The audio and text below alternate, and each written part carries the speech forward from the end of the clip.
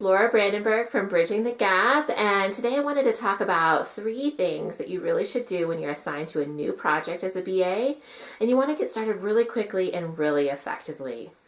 So just 3 things to keep in mind on your next project, or maybe the project that just landed on your desk today. So first of all is to get context. It's not unusual for you to just receive an email about a project and go make it happen, right? And go start writing the requirements. But really you want to take a step back and just get a little bit more context. Is this a new project or is it a project that's been worked on before? What kind of stakeholders have been involved and how have they been involved? What systems and processes does it impact? If there's that level of detail around it so far.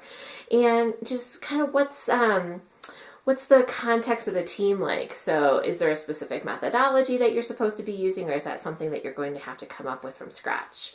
So first, get context, kind of figure out where you're at and where to jump in, because if you just kind of jump in and start writing requirements without really knowing about the history of what's happened before and a little bit bigger picture detail, you could get started really quickly, but in a super wrong direction.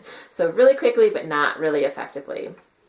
The second is to meet with any key stakeholders. Typically, it's going to be that person who sent you the email, just again to get a little bit more context and establish a working relationship. But it might not be somebody you'd met with before, and so you do want to introduce yourself, share what you know about the process and the project, and just get to know them and start that positive working relationship.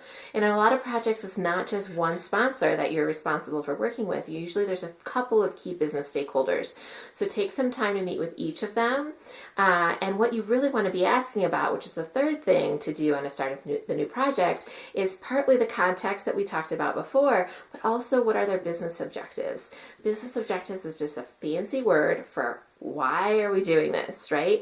And what you'll find, especially if you have a couple different people, is often their sense of the business objectives is a little bit different from person to person to person. And so by meeting with them and understanding what's important to them about the project and why they feel like it's an important thing to do, you're going to start already creating that bridge, that shared understanding, and that context for the project, so that when you do start jumping into defining the scope and holding requirement solicitation sessions, you're going to know what they want to have achieved through that project. You're going to know what differences to expect among those stakeholders. You're going to be able to plan more effective meetings to make sure that we're getting everybody on the same page quickly and effectively. So those are just 3 things to do before you jump in to writing requirements, or even before you jump into writing a scope statement for a project. So again, just to review, you want to get a little bit of context about why this is happening, what's been done before, if it's new or if it's something that you're bringing up, it's been revisited before but then was put on a shelf. Context as well about your team and who you'll be working with. You want to meet with those key business stakeholders and start building those relationships that you can leverage over the course of the project. And finally, you want to understand why are we as an organization investing in this project, and what is each key stakeholder's perception of that why.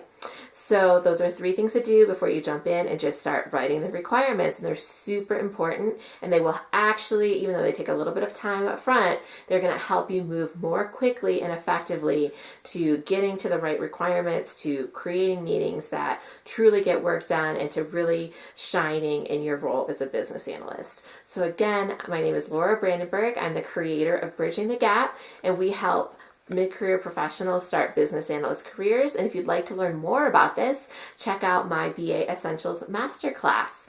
Talk to you soon, and leave a comment below with any questions.